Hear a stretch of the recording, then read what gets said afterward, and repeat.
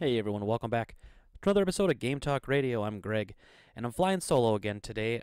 Jen's still really wrapped up in work stuff, and she had these classes she's studying for this certification thing, and our weekend's been really taken up by a lot of little wedding things here and there. So as we get busier and busier, it's harder and harder for us to find time to do this together, I should say.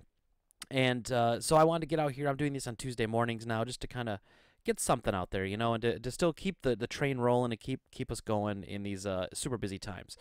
So with that being said, actually, let me tell you this. So what we did yesterday was, or excuse me, Sunday, was we had a cake tasting. So we went to festival and we had them make what we want. What we really want is our wedding cake is a tuxedo cake, and it has like different layers, and it's like a white cake, but then it's got like a cheesecake layer and then like a chocolate layer, and so like it tastes almost like a refrigerated like ice cream cake, almost, if it wasn't ice cream but just like almost like a frozen pudding. And so she was mimicking something that we've had before at like other stores, but those stores couldn't provide because they just buy it like in sheets. And so we tasted it, and it was just way too sweet. Like, I don't know what the person who made the cake was thinking. Like, I couldn't see eating more than one piece of this, like half a piece of this cake, let alone multiple people like enjoying it. I mean, it was super super super sugary. So we have to keep searching, and the search goes on. Now there's a bakery in Oshkosh I think we're looking at next. But anyway, that's what's kind of keeping us busy. That's, as really the only day that Jen and I have off together is Sunday, so we try to get these things done like that. But there's also time where we'd like to spend time together and relax and do other things. So, and obviously wedding stuff we like to do together. So that's all right. It happens. But as I say, the show will go on, and we'll keep it going here for you guys. So the first, I guess the sun came up this morning, which means there's another lawsuit filed against Nintendo because that just seems to be every week, every day. There's just something new. So Nintendo is being sued over the design of the detachable Switch console controllers. So there's a company called GameVice, and they make game controllers for tablets and smartphones. And they're claiming that they have a patent for a device that's two controllers that would slide on the side of, say, an Android phone or a iPhone or a iPad, an Apple tablet, something like that. And I'll be honest, when I see the first picture, which is a GameVice controller being used on the Apple's iPad mini, it looks like the Switch. So it looks like you've got this pad in the middle, and then you've got two controllers that seemingly would slide down or somehow attach to the sides. So there's something to be said there as far as similarity in design.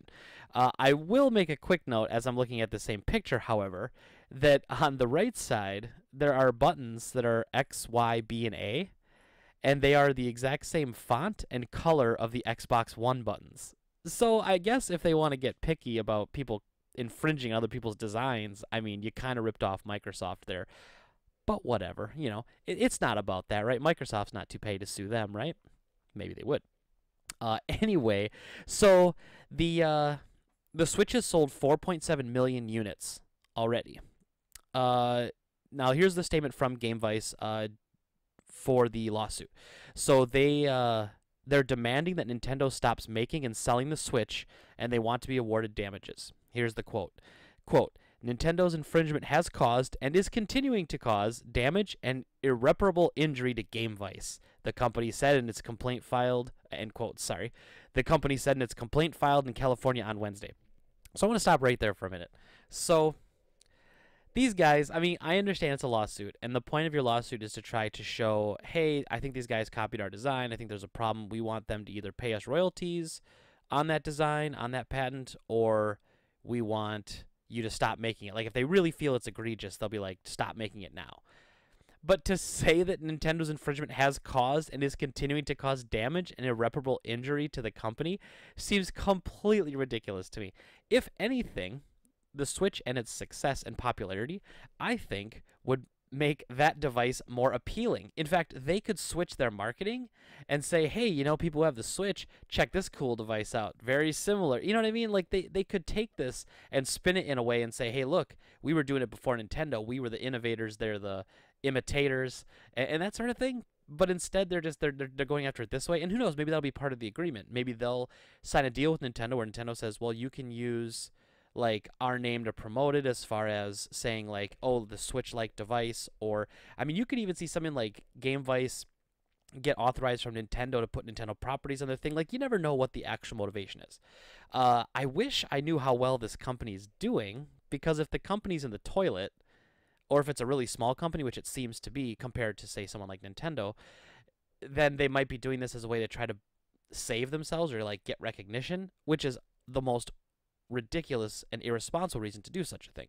When you have a legitimate claim, like say, and to be fair, if they're the little guy and they created this device and Nintendo stole it from them, they deserve to be compensated for that. But what they're doing is a little bit different. Obviously, they're taking someone else's pre-existing device, and they basically what they made is a controller that you can wrap around an iPad, and it then works instead of having to use the touchscreen.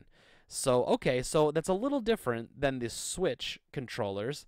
However, I did look up the patent, and I don't know if you've ever looked up a patent before, but oh my god, there's a lot of stuff to read. And it's really boring legal jargon that's repeated just over and over again. So I'll give you the basics of it, which is the very intro, which this is the patent that Game Vice has filed, and they filed this on September 8, 2015. And as we know, the Switch was announced, I believe, like summer of 2016 or something like that. Like they announced what it was, or it came out fall of 2016, which was a year later, and then obviously it released in March of 2017, just this year, and has sold a staggering 4.7 million units already. But anyway, so here's the abstract definition of this patent. A combination generally directed to a combination computing device and game controller. The computing device provides a plurality of sides in which each of the sides are disposed between an electronic display screen and the back of the computing device. So now obviously the Switch doesn't necessarily go to the back of the computing device, but it does go on the sides, like this patent seems to protect this company from. Back to it. The game controller provides a communication port interacting with the computing device, the communication port providing a communication link, and a pair of confinement structures. The pair of confinement structures adjacent to and confining the computing device on at least two opposing sides of the plurality of sides of the computing device. So it's literally saying that it's part of the patent is having a lock on the side so that the device can snap in, which the Switch does. I mean, this is quite interesting. But back to it. An input device attached to and an electric communication with the communication port. The input device is a separate and distinct structure from the communication port, forming no structural portion of the communication port. Okay, so as you can see, it's a lot of that's the easy version. Later they get down to this, like, what is claimed is a combination comprising a computer device. The computer device provides a plurality of sides. We read all that again. So the same thing. I have to be honest, love the Switch, love Nintendo. These guys seem to have this locked up. I hate to say it. These guys created a device that goes on the side of another device that's a computing device, so a game console could be considered that, or a tablet or a computer, and its controllers that slide on the side. Now, I don't know if Nintendo will be able to get around it because they made the device as well. So they have, I'm sure, a patent on the Switch, and maybe that patent on the Switch says something like they have as long as they are the ones who make the device, that they can have the sliding controllers on the side. I don't know. Time will only tell with something like this, and it obviously depends on what everyone's motivations are. Sometimes the company that's suing is just literally trying to protect their patent, because if they don't try to protect it against Nintendo, another company could copy them, and they come out and say, well, they take it to the court and say, oh, this other company copied us, and that other company will say, well, Nintendo copied it and you didn't say anything about that, and since it's okay for Nintendo to do it, it's okay for us to do it. And that's a real thing. A lot of times people get upset at lawsuits that like big companies will file over like copyright claims over different things, but part of the reason is they have to protect their IP, their intellectual property, and if they don't protect that IP from other infringements, then they can, future violators can use that lack of protection of their IP against them and say, well, they didn't try to stop this guy, and this guy was closer to a ripoff than we are, so we should be okay. Very weird stuff. Our country is very screwed up when it comes to lawsuits and litigation. It's really sad, quite honestly. And you also have the stories, and I don't think this is necessarily the case, but you also have what they call patent squatters. in this country. And so people will make patents for items they never made or for items they made just to hold a patent. And it'll say something very, very basic and very, which obviously the point of a patent office when they provide the patent for something, you're not supposed to be able to provide something very vague. They want it to be very precise so that you can't just lay a blanket over a certain category. But people will do that, and they call them patent squatters. And then so someone will come along and create a really interesting device, and this guy's like, well, I hold the patent on having a glass screen that you can touch to interact with buttons. And so then Apple's like, oh, well, okay, so we'll pay you like $1 million to shut up about it. And that's what they do, and that's how they make their money. Like, that's a legitimate thing that companies do. So a couple things here. One, I think they're being a little over exaggerating about the damage, quote unquote, that Nintendo's causing them, because if anything, it's going to help them.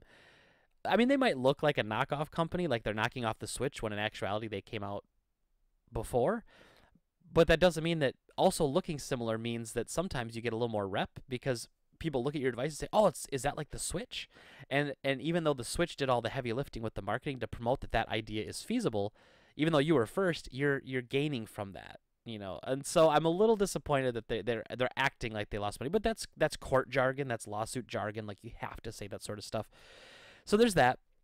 And on the flip side, though, they have a legitimate complaint, in my opinion. Like, what they've designed and what they're explaining in this patent is exactly what the Nintendo Switch is. So then I have to ask myself, did Nintendo go out looking for this? Like, Nintendo has to have a lawyer, like a patent lawyer, or something that goes out looking for this sort of stuff. Like, you have when you make a video game, you have like a, I mean, it's a lawyer, but they basically go through. You have like a law department, and they go through and they make sure that you're not infringing on any names in the game. All your content's legal.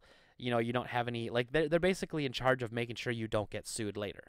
And so something like this, it's not like somebody came out and said, oh, we want to have a controller that each fits in one hand and you can play on a tablet with. You know, like that. This would be like, oh, well, it's different. You know, this literally says it's controllers that slide onto the side of a tablet or computing device. I mean, it's quite literally what the Switch is. So if you didn't know better, you'd think that, like, Nintendo saw this and was like, oh, we can copy that. Obviously, it didn't. This patent was filed well into the Switch was already into early stages of development, at least enough where they'd have core concepts. Maybe not development, obviously, at that point in production. But this patent was filed while they were designing. And if you look at something like the Wii U, the Switch is clearly in the natural progression from the Wii U. It's everything they wanted to do with the Wii U but couldn't do. So I don't believe Nintendo did anything bad here or wrong, but they might end up having to pay something for this. And I don't think I've ever heard one of these cases with a bigger company and a smaller company suing them where the bigger company actually had to stop making what they're making. Because obviously, if by some crazy chance they shut down the sales of this device, of the Switch, like, that's the whole system. Nintendo can't redesign the Switch unless they would redesign it just as a tablet and pack in a Pro controller. You know what I mean? But that's I mean, it's possible, but not very likely. Most likely what happens is this company says, well, we want $1 from every Switch you sell, or whatever the dollar amount they come to. And Nintendo goes, fine, just take some money and shut up. Let us keep making our system and just leave us alone. So, but yeah, that was my issue. I just kind of felt like Game Vice was a little over dramatic in what they were saying. Let's see here. Anything else about that? I don't think so. Yeah, so Game Vice wants the court to award its damages, and it wants to order Nintendo to stop making, using, and selling the Switch. But it did not say how much in damages they want. So that's what you do. You ask for a high, ridiculous thing, and then you compromise down to what you actually wanted. So, like, if you really want $20 for something, you start asking 30, and then you let someone bring it down to 20, and then you're happy. So that's how it works. So moving on from that, you know, I'm sure next week we'll have another lawsuit to talk about, because it seems like all we ever talk about on here. But it happens often, so damn often now. So this week, last week I probably should say, last week it started. No Man's Sky has been making some rumblings lately, and last week they released. I don't know if it's actually out now. Let me take a look here. If it's out. Yeah, okay, it seems like it is out. Okay, so I was going to say either it's out or they announced that it's coming out. And so they have what they're calling the Atlas update for No Man's Sky, a game that I sometimes dub as No Man's Fun, because we've talked about this a lot. If you've listened to all the podcasts, like I have a massive, massive hatred for this game. just because of how we were manipulated into buying it. The game itself is fine, and as a $20 indie title, it would have been fine. But as a $60 full release, what we got at launch was crap. But anyway, it's called No Man's Sky Atlas Rises. So and I have to give them credit here, they're releasing a free update that's going to add 30 more hours of gameplay. Now, this is supposed to include multiplayer. So this, and now I saw a picture of it where it looks like the other person is literally just like a speck, like a star on the screen, like they're not a character walking around. So it's still kind of lame, but they finally got that in, which is, by the way, something they promised would be in the game at launch, which has been a year and a half ago already. So it's graphical tweaks. There is new biomes, which biomes are like the worlds in the game. So like desert would be a biome, jungle's a biome, winter is a biome. Like that's if you play Minecraft, you kind of understand the terms that are other survival games. And then now, so on the surface, you go, oh man, that's really awesome. Like they're adding a ton of free content to this game, and everything's fine. And I guess I still believe that. However, nothing's going to bring me back to this game. This game was such a disappointment to me, and the fact that there was so much hidden and so much like tomfoolery and shystering going on in the beginning of this game, how it released and how they said all this stuff was going to be in it, and then when they asked him questions like, can you do this? And he would just look and be like, this goofy look on the guy's face would just say, well, maybe you should play it and find out. Ooh. And then everyone would get all hyped up and amped up, and you're like, why don't you just answer the question, dude? But we were all suckers. We all wanted it to be good. You know, we believed the hype, as they would say. And so anyway, it's going to have this joint exploration feature.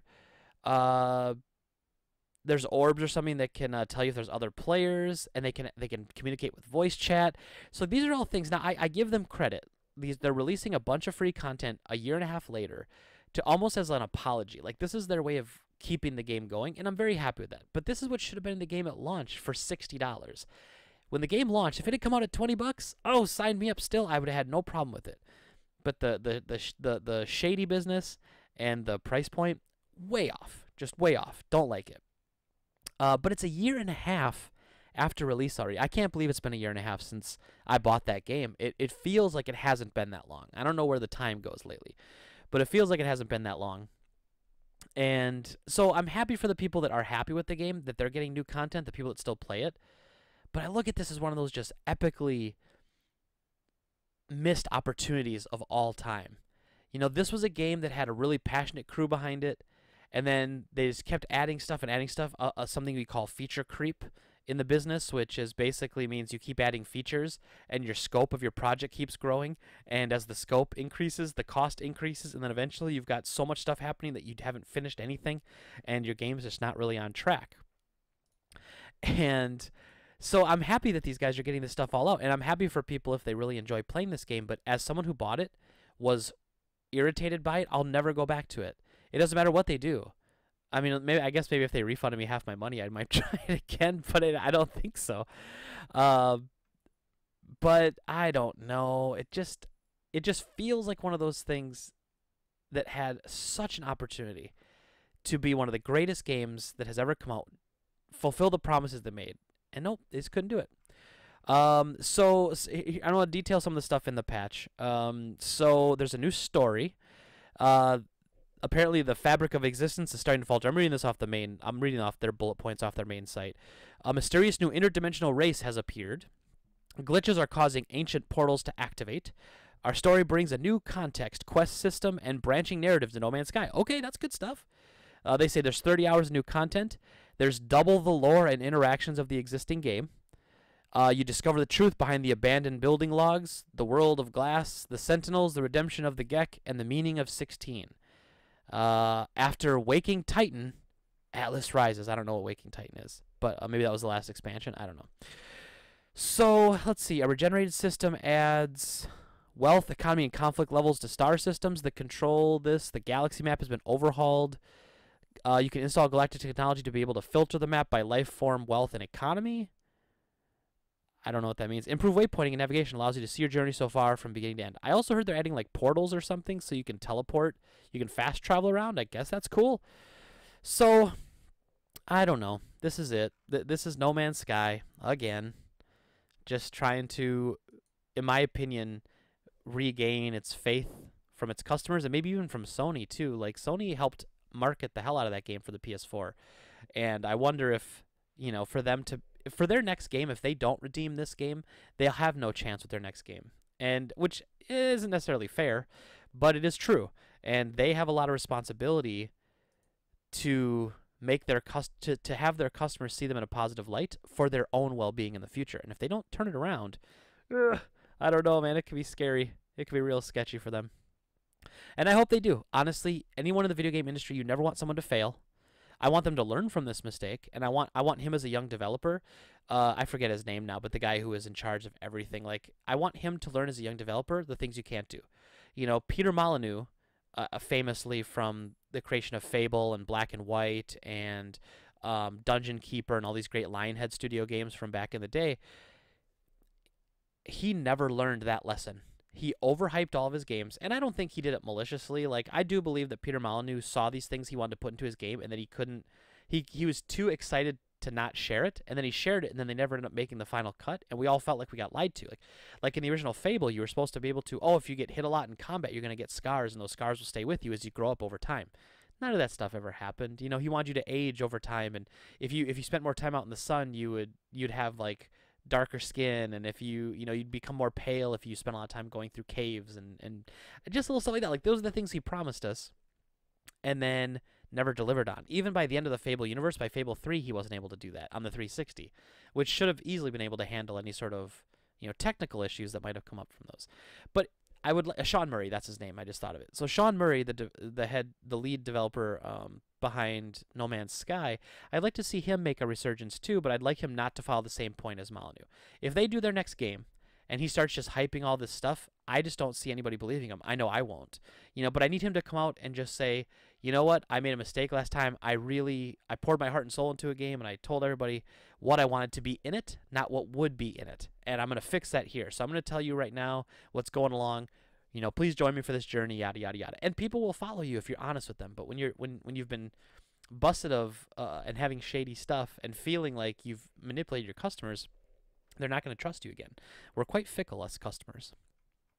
So moving on from No Man's Sky, because I really don't care that much about that game, there was an interesting story that came out about 6 people in Santa Clara, California being arrested and charged with selling arcade cabinets full of counterfeit games.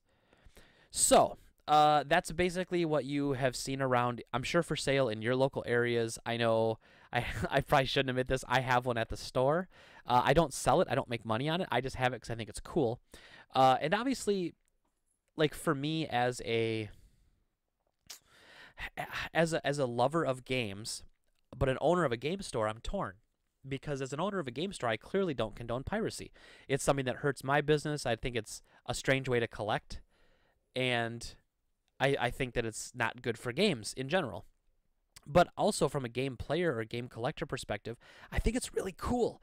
And like, I love the fact that I have an arcade with 700 games on it that I can just play whenever I want, as opposed to trying to collect 700 arcade games. I would never be able to do that. I'd never have a house that could hold all that stuff.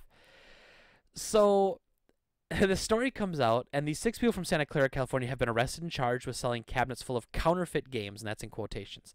The idea is that they're basically selling MAME cabinets, or there's JAMA boards you can buy. They're elves. They're called elf boards, and they basically are like 750 games in one, or whatever.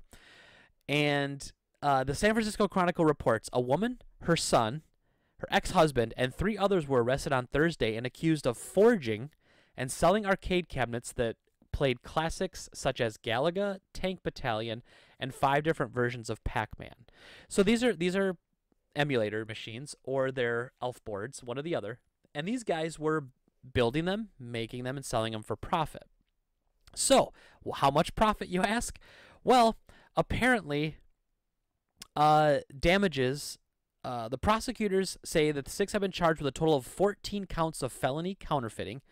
And they're saying in addition to possible fines and prison time, there is a maximum sentence of 11 years. The money accused made from selling the machines and the stuff they bought with it might be seized. Here's the interesting part. What's on that list of stuff that could be seized? Well, there's a 2012 Mercedes-Benz. There's a 2015 BMW. There's 5 properties. Now, I don't know if those properties could literally be a shack in the woods, but there's 5 properties and $1.2 million in cash. So I don't know how many of these arcades they were selling, but holy crap, $1.2 million cash, 2 sports cars, and 5 properties. Wow. So you want to talk about what's appropriate, what's not appropriate. You know what I think's appropriate? I think building one or having someone build you one, maybe paying him for his time and his labor to build the arcade cabinet. I think that's fine. I think that's okay. I'm okay with that. That to me is appropriate because you know what? You're appreciating the history of arcade games.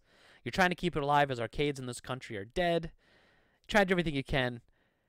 However, I think we can draw the line at selling so many freaking systems that you made $1.2 million in cash.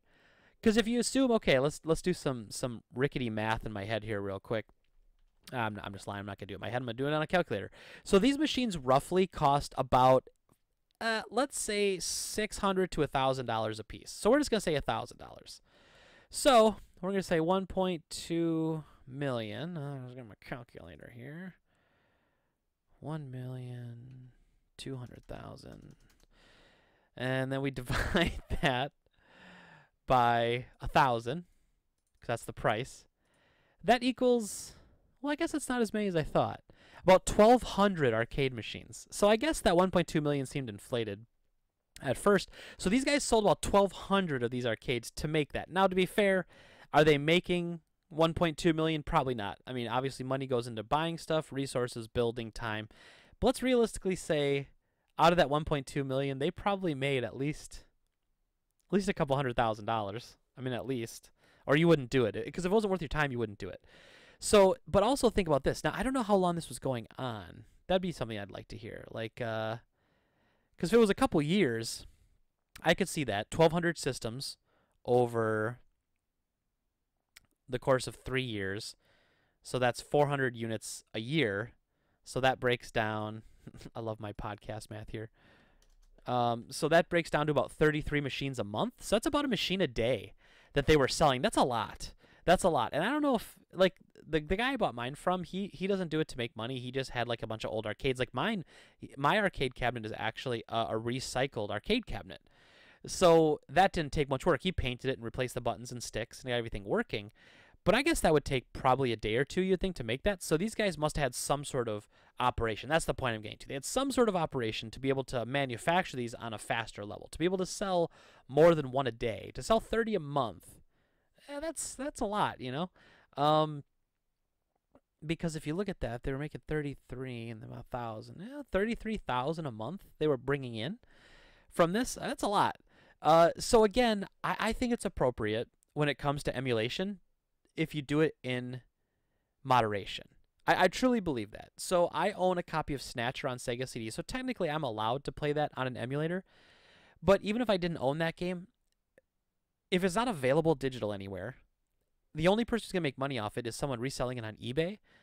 It's not like that money's going to Sega or it's going to Konami or Kojima. So you might as well just play it if you can play it. If you don't have access to buy it, I would still think you'd want to play that game. And I think as a gamer, you should be allowed to play that game. Now, it's a different story than, say, we're talking about with, you know, like a game that just came out. And so, like, Sonic Mania, for instance, just came out today. And which I hopefully will have a first 30 going on later. Sonic Mania comes out today. And everyone decides to pirate it instead of buying it. Well, that hurts Sega. That hurts the company. That hurts future releases because you're not supporting the game. You know, and I understand it, and I guess so. Maybe what I'm thinking is it's okay with this stuff with retro games and games that aren't available. And I'm even saying, like, if you can buy the game on the Nintendo eShop, you should buy it there. Because if it's like $6 for Super Metroid or whatever it is, that's an unbelievable deal. And it's way cheaper than buying a physical cartridge if you don't want to collect it. But if you don't even want to pay $6, and so you don't even buy it on that system and you just emulate it, that seems odd to me. Like, you have a way of buying this game, and you should buy it, and you should support them. You know, and I always don't like the argument that people are like, oh, it's a big company with lots of money. It's not about that. It should be about the love of the game, and I'm cool with that if that's your. I think it's fair to without getting preachy here, I think it's fair to, it's all about intention. And if your intention is to not buy any more games, like I knew a guy when I worked at the De Pere GameStop, like a decade, well, no, it was, oh God, 13 years ago or something, maybe something like that. Uh, as soon as he got an R4 card, which is a device you plug into your DS that lets you play DS ROMs on your DS, the day he bought that, he canceled all of his pre-orders and never bought another DS game. I mean, how ridiculous is that? So that to me is completely out of bounds. That's ridiculous, and that is inappropriate. But say, like for me, I have a PSP, which I like to take with me on the go, and I have loaded my PSP with every one of my PS1 games, and I've loaded it with every one of my console games in case I want to take it with me. It's so nice and convenient to have one little device that can play all my Nintendo, Super Nintendo, Genesis, and PS1 games. It's incredible. So of course that's what you want. And that should be fine, and I think that is fine. I think that's appropriate, and I don't think anyone would ever get in trouble with that. And honestly, these companies aren't going after people that do that. They're going after people trying to profit off of this sort of thing, because if anyone's going to make profit off it, it should be the original company. Or at the very least, the person, like someone selling Snatcher on eBay. You know, it's don't be mad at him because he bought a game and then held it for a couple years, wanted to sell it for more money than he bought it for. There's nothing wrong with that. You know, there's nothing dirty about that. But yeah, so anyway, that's kind of my little rant on this story. I actually was mostly impressed at how much money they made doing this, because it's kind of incredible that they made they had 1.2 million in cash, 2 sports cars, and 5 properties off of this business. Now, to be fair, they may not have bought all that stuff with the money from this operation, but that's what the prosecutor seems to be alleging. So I'll hopefully have a follow-up on this story. But also an interesting little tidbit with it is that all the games that they listed, Galaga, Tank Battalion, and 5 different versions of Pac-Man, are all games from Namco Bandai. And it's funny that the American offices of Namco Bandai are in Santa Clara, where these guys were busted. So it makes me wonder if someone who works at Namco, these guys must have been advertising on Facebook or Craigslist or locally somehow. Maybe they had a website even built for it. And so someone from Namco was like, holy crap, look at this. We should stop these guys. And since they were in the same city, it was probably really easy for them to like go down there and talk to somebody about building them one and ask how it works, and then have them get busted. So yeah, and the fact that they got arrested means they put some work into it, and they filed a police report. The police looked into it, and it was enough to get them arrested. I mean, that's pretty impressive. But again, $1.2 million selling fake arcades. That's out of bounds, people. That's out of bounds. And so lastly, that was my last news story to talk about, but I came across an interesting article from a couple years ago that was refreshed, and I thought it was really fun, so I wanted to go through this. So this is video games that got weird name changes in other countries. I thought this would be kind of fun, because I always find this interesting, and I was just having a conversation with somebody about this the other day, because he was ill-informed about our first one I want to talk about, which is Contra. So in Europe and in Japan, the game is different. In Japan, the game is called Grisor, which is really interesting. I should say in the arcade in Europe, it's still called Grisor. But in Europe, when it came on the Nintendo, they changed the name to Probotector. And a lot of people think that Probotector came first, and then they edited it in the U.S. To be more like Army stuff, and that's actually wrong. It was always originally an Army simulator with quote-unquote humans. But because of political scandals in the late, because of politically correctness in the late 80s, in Europe, when it came out on Nintendo, they didn't want kids being a human killing other humans, so they swapped all the models to look like robots. So they actually changed not only the name of the game, but quite a bit of the game itself, just to make it work for the European market on the NES, which is kind of interesting. Now, there are different theories, and nothing is known for sure, but when they brought it to the States and they called it Contra, a lot of people theorize that it's possibly because of the Iran-Contra affair, which was kind of a political scandal in the late 80s. Basically, it had to do with the U.S.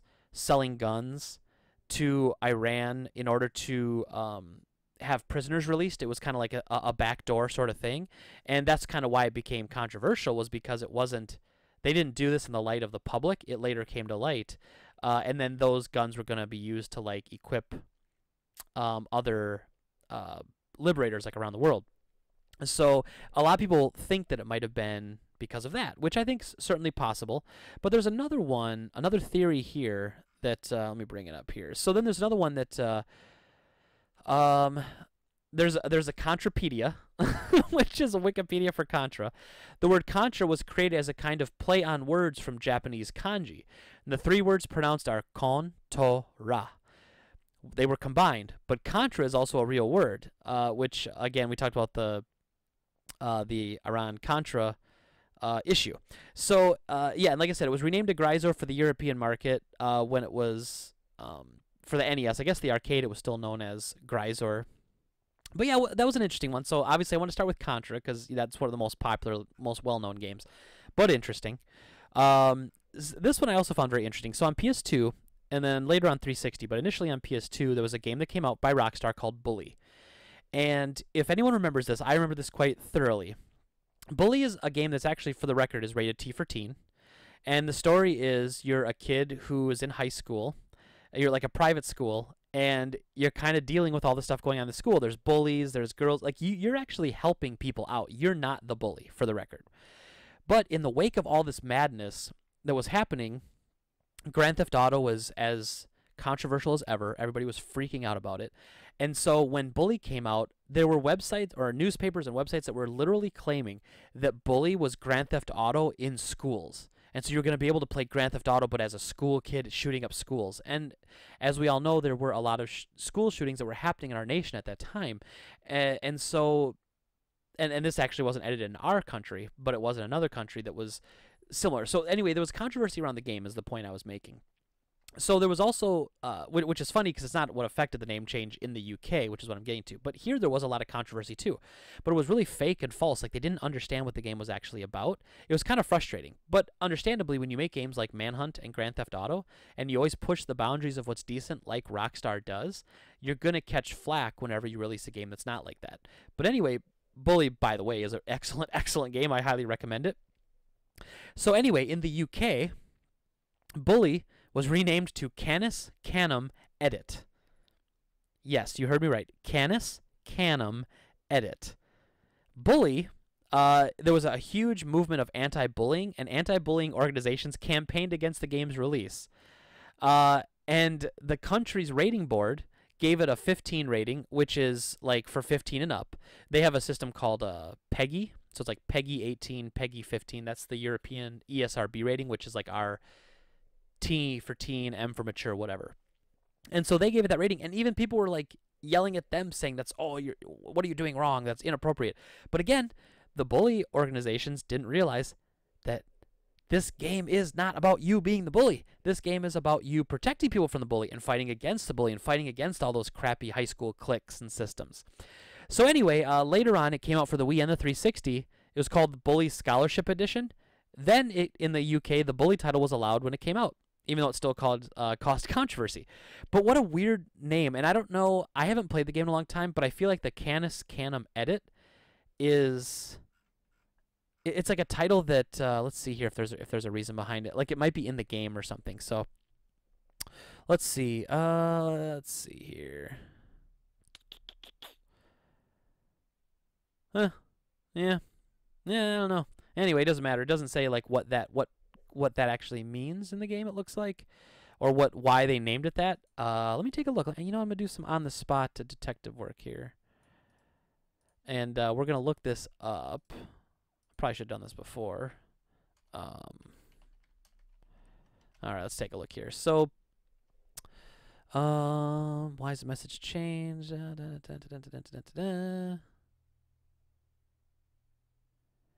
I don't know. I can't seem to find like why they called it that. A more cultured Canis Canum Edit, or it means dog eat dog in Latin. Okay, well that's really cool. So that's actually kind of even more cool. I don't know why they didn't just call it dog eat dog. Maybe that would have gotten controversy too. But okay, so Canis Canum Edit in Latin means dog eat dog, which I guess is also appropriate when you've got someone in school like fighting back against the bullies and using their tactics against them. So okay, I'm on board with that. That was neat. Okay, that's why we look things up. That's why we do research. Okay, so let's see the next one that's cool. Let's see here. Elebits got renamed. I don't know why. I think it was originally called LEDs, but then it was like a play on words, like televisions are LED televisions, so Elebits, LEDs. Who cares? It's not really that important. One that I'm familiar with, there's in Japan, they just made a Game Boy Color version of Metal Gear Solid, which was originally supposed to be a remake, but ended up being a totally different game because it's really difficult to put PS1 games on the Game Boy Color, apparently. But Metal Gear for the Game Boy Color is actually a very good game. It's non-canon, unfortunately, but it's a great game. And when they brought it to the US, they just called it Metal Gear Solid. But in Japan, it was called Metal Gear Ghost Babel. I don't know why they called it that. It was super cool. It was basically marketing purposes, I guess. And so in the US, they were just trying to market it as the Game Boy Color version of the same game, which obviously was a huge seller here. Let's see. So moving down, obviously one of the most famous original ones, the original Pac-Man was originally called Pakuman, based on the Japanese onomatopoeia for the sound of a mouth opening and closing, Paku Paku. This was romanized to Puckman, a name which did end up on the very first arcade machines, including the ones used at the game's first test location in 1980. But later, Namco, who's the publisher, was laying down plans to bring Puckman to the West, and they were the American distributor noted that the machines could easily be vandalized to say something that rhymes with puck and starts with F instead of puck. So Namco decided to change the name to Pac-Man, which is still a correct romanization of Pakuman, putting that on later machines. So Puckman was changed to Pac-Man because they were worried that kids playing arcade games in the 80s were going to call it F-Man. Which, let's be honest, totally would have happened. Plus, if you look at a P, it's really easy to turn a P into an F. Oh boy. Oh boy, that would have been cool. That totally would have happened in like every Puckman arcade machine here. So whoever that American distributor was, Midway was the American distributor. So someone at Midway saved a lot of kids from dropping F-bombs. Okay, so Teenage Mutant Ninja Turtles in a lot of European countries was censored to be Teenage Mutant Hero Turtles. So apparently Ninja was considered a taboo subject. And so in a couple places, the Teenage Mutant Ninja Turtles franchise renamed to Teenage Mutant Hero Turtles. The video games weren't edited beyond the titles, but the TV show was hit harder. For example, in the UK, Michelangelo's nunchucks were edited out completely and replaced with a grappling hook beyond Season 3. So they did some weird editing stuff for the cartoon, but the game pretty much stayed fine. Let's see. Another high-profile victim of the Ninja controversy was Ninja Gaiden, which had its first few games renamed as Shadow Warriors in different parts of Europe as well. So apparently ninja in Europe is a bad word. Okay, ninja's bad. Yeah. So that's there, and let's see. And then there's a couple other ones, like for instance, one of the big ones. And in the States here, people will know that Final Fantasy, and this isn't like a weird one, but Final Fantasy 2 and 3 in the United States are actually Final Fantasies 4 and 6. So if you ever need a way to remember, always think of the rule of doubles. Final Fantasy 2 in Japan, or excuse me, Final Fantasy 2 here is Final Fantasy 4 in Japan. Final Fantasy 3 here is Final Fantasy 6 in Japan. The rule of doubles. Always double the US one. That's what it was in Japan for the Super Nintendo. But also Final Fantasy Mystic Quest. So Mystic Quest was a Final Fantasy RPG that we got in the States. Clearly they were trying to capitalize on the success of the Final Fantasy name, because in Japan it was just known as Mystic Quest. And then, well, in Europe it was called Mystic Quest Legend, because originally it was supposed to be, let me take a look here. I want to say, because I always get confused by this, because it's like, it's so messy and sloppy. But let's see here. The Final Fantasy series as a whole was no stranger to name changes, as you're just talking about. Let's see here. So Final Fantasy Adventure, which is a Game Boy one, was called Mystic Quest in Europe, would go on to become the first game in the Mana series. So Final Fantasy Adventure is actually Secret of Mana 1, technically, which our Secret of Mana 1 is technically Secret of Mana 2, or what we call, moving into the next title, Seiko Densetsu. So that was the series. So that was the Mana series, Seiken Densetsu. So Seiken Densetsu 1 is Final Fantasy Adventure on the Game Boy. Seiken Densetsu 2 is Secret of Mana 1 on the Super Nintendo. And Seiken Densetsu 3 in Japan is our Secret of Mana 2 in the US, which never actually came out. You can get it translated on reproduction cartridges, and you've probably seen it around, and it's an excellent game. Highly recommend playing it. But what a weird way to, like, I don't know, screw everything up. So Seiken Densetsu, which translates to Legend of the Sacred Sword, or Holy Sword Legend in English. So why they didn't keep that up makes no sense to me. But I guess they didn't. Yeah, I don't know. This one doesn't make a lot of sense to me because they could have had a string of coherent names. But again, in the U.S., Final Fantasy was big. You want to get that name recognition, so why call it some new name and have to market it all over again? Just call it Final Fantasy. Slap the Final Fantasy name on it, and you're good to go. Which Square has done later on too with games on PS1, like Chrono Cross was like hey, it's like a sequel to Chrono Trigger, even though it's technically not. Legend of Mana, Dawn of Mana. They tried to hit back at that Secret of Mana crowd. You know, I don't know, just that sort of stuff irritates me because they're just trying to do it to get people to buy the games, but I guess whatever. But that's a big one. And then lastly, let's see, there's just two left. So the second to last one is a game we got on the PS2 and Xbox called Indigo Prophecy. And Indigo Prophecy is actually by Quantic, and Quantic is most recently known, their new game they're working on is called Detroit. Then they worked on Beyond, oh my god, what's that called? They did Heavy Rain and Beyond, oh my god, what's it called? I can't remember. Well, whatever, it doesn't matter. I tried to look at my game collection, it doesn't matter. Beyond Two Souls. It's called Beyond Two Souls, Heavy Rain, and this new one's called Detroit Becoming Human. And so they do these very cool, like, cinematic games where it's almost like playing a movie and you kind of go through and you do whatever. And so one of their first big releases that came out was called Indigo Prophecy, and it's also a very, very good game. It's very cool. But in Europe, it was released as Fahrenheit. And so when they brought it to the U.S., apparently they didn't want to be conflicted with a documentary film that Michael Moore did called Fahrenheit 9/11, which also alludes to the 1953 novel called Fahrenheit 451. But that was released like a year before. So, which is funny because you could argue that Fahrenheit would do better in the U.S. because most of the rest of the world doesn't use Fahrenheit as a unit of measurement. So it might have done well here. Although Indigo Prophecy is a very, very cool name still. I have no problem with it. But along with the name change, the game also had sex scenes in the European version, which content was removed to reduce the rating of the game to mature here. So they actually had to take stuff out of the game. As both Sony and Microsoft at the time did not allow adult-only games on their systems. So there were altercations. Now, the game was remastered in 2015, and it had all the unedited scenes and everything in there, but and then it was entitled, when they re-released it, they called it Fahrenheit Indigo Prophecy Remastered. So they're trying to stick the two names together, which I don't hate. Again, I don't know why they changed it, but Indigo Prophecy is a sweet name, and I don't have any problem with that name changing. I think it's a better name, so I think we did out better on this one. And then lastly, this is probably the most well-known, most popular, is Resident Evil. So originally, in Japan, a game came out called Biohazard. And it was a really cool game about, you know, a police unit being stuck in a mansion, figuring out what's going on. There's a virus that turns people into zombies when they die.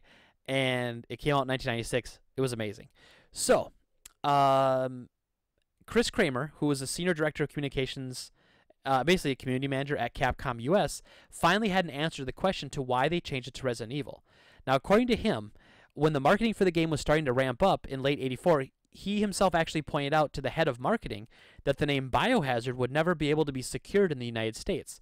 He cited an old computer game called Biohazard as a primary reason. Though he was wrong, he was actually probably referring to the game Biomenace that was released by Apogee in 1993, and was known as Biohazard during production, but it didn't actually come out as that name. So that was kind of the reason. Now everyone was thinking, oh, does that mean that they messed up and they should have had it called Biohazard? Well, it's possible it still wouldn't have made it through, because there was also a hardcore metal punk band called Biohazard that existed in the United States. So it might have been hurdles for them to jump over. So what they did, which I think is really cool, to come up with a new name for the game, the head of marketing ran a company-wide contest, and there was a huge number of entries, but the one that they liked the most was Resident Evil. Now, according to Kramer, he felt it was a clever pun. It was referring to the fact that the game takes place in a mansion, Although he himself disliked the name, so he didn't like it, but he respected that it was a clever pun. The rest of the marketing crew loved it, though, and were successful in getting the approval from Capcom Japan and series creator Shinji Mikami. The person that suggested the name was a designer of Capcom's first US-based development studio called Capcom Digital. And so then for 20 years, in the US, it's been known as Resident Evil. Countless sequels. In Japan, it's been known as Biohazard. So they've never tried to reconcile the two. Now, here, earlier when I was talking about Final Fantasy, while they didn't do a name change, they had done a number change, right? Well, so here, since they had done in Final Fantasy, they eventually synced it back up with Final Fantasy VII.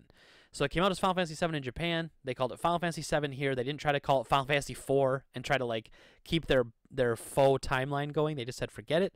Let's call it Final Fantasy VII, and they moved on.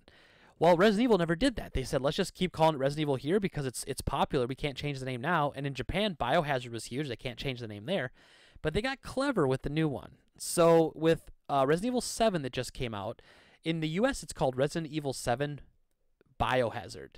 And in Japan it's called Biohazard 7 Resident Evil. So they're trying to do their best to basically bring the two franchises together, which I think is pretty awesome.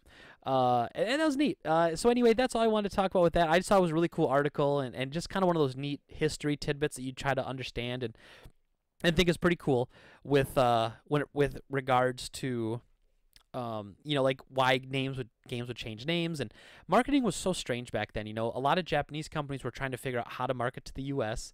They would change things, they would change difficulties on things, they would make them, it was such a weird time because they were trying to figure out our culture, as opposed to opening a US office and letting our US people try to figure that sort of stuff out. And some companies did do that. But a lot of these Japanese companies have a lot of pride that they want to make the product they want to make. And they always wanted Japan to be the first market and everywhere else be second. And so they didn't put as much thought into what the other countries cared about. They made the game for their audience and then let the rest of the world kind of enjoy it. So with that being said, I actually have a listener question this week, which is awesome. It's from my really good friend Aaron. He's one of my oldest friends. We've been hanging out since middle school. And so he had a question, and he said, were there ever any great games for any of the old obscure systems? I'm thinking 3DO, Atari Jaguar, and TurboGrafx-16, and whatever else was out back then. Were there any gems? So I have to be honest, I'm not super up to date with a lot of the obscure systems. I didn't have any of them growing up. And obviously I sell them at my store, and so I can tell you what other people would say are good, but some of those games I play, and I never had an attachment to them growing up, so I think they kind of suck. But anyway, I would say the TurboGrafx-16 especially had lots of very good games. Part of what's very appealing to me about the TurboGrafx-16 and subsequently the Turbo CD is that it was very different from the rest. So a Super Nintendo and Genesis had a lot of the same games, albeit different versions of the same games, like Aladdin and Lion King were different on both systems. They had the same games. TurboGrafx-16 didn't have a Lion King game, but they had Splatterhouse. And then they didn't have a Aladdin game, but they had, all these arcade sort of ports. And they had like a Jackie Chan Adventures game for it. And they had a Soldier Blade. And they had Legend of Hero Tanma. And they had all these other great games that you could only get on that system. So TurboGrafx-16 had a lot of really good stuff on it. I think that system really, quite frankly, was probably the best of the three when it came to unique titles. But it just didn't have as many titles. And it just didn't gain popularity, so it couldn't get more titles because it couldn't gain more popularity, kind of the old catch-22. I would argue that, let's see, on TurboGrafx, one of the favorite games I have is a game called Double Dungeon. It's like a first-person double dungeon crawler, but it's two-player, split screen, which is really cool. 3DO, I can't really think of anything that stands out. I mean, there's notoriously bad games that you can think of, stuff like Plumbers Don't Wear Ties, and Night Trap and stuff like that but they're not good by any stretch of the imagination. And they came out on other systems for the most part. But Atari Jaguar, I actually think the Jaguar has no good games, and I might get some flack for that from anyone listening, but I have to tell you, to be honest, people cite one of the best games on the Atari Jaguar as Alien vs. Predator. That game sucks. That game sucks hard, and I'm sorry, it's just not good. It's a first-person shooter that's clunky, and when you kill an alien, he leaves green goop on the floor that hurts you when you walk through it, but you fight in these tiny corridors where you can only kill aliens and there's goop everywhere. Makes no sense. Alien vs. Predator, god-awful game. One of the other best games people talk about on the Jaguar is Trevor McFur. It's like a side-scrolling shmup. It's okay, But compared to all the shmups on TurboGrafx and even Super Nintendo, man, it like destroyed anything that was on that. So there are, if you ask me, not really. Like there isn't a game that stands out. Like 3DO had essentially, you could argue, the definitive version of Street Fighter 2 Turbo. You know, it was a CD-based system, so the sound was best, but the controller sucked. So would you rather play it on a 3DO controller, or would you rather play it on a Super Nintendo? I'd rather play it on the Super Nintendo, personally. So if you ask me, and again, I didn't grow up with them, so I have a hard time finding if there were any gems out there, and I'm sure there are. I know if I talk to a few of my customers, they would probably know a lot better. But from my personal experience, I don't look at anything on those systems that are must-haves, with the exception of the TurboGrafx 16. You had like Aero Fighters, Bonk's Adventure, Jackie Chan, Legend of Hero Tanma, Splatterhouse. There's lots of cool stuff for TurboGrafx. And I could argue that there's a lot of really good hidden gems for like Sega Saturn and Sega CD, but those aren't really obscure, to be fair. You know what's really obscure, like what you're talking about, even CDI.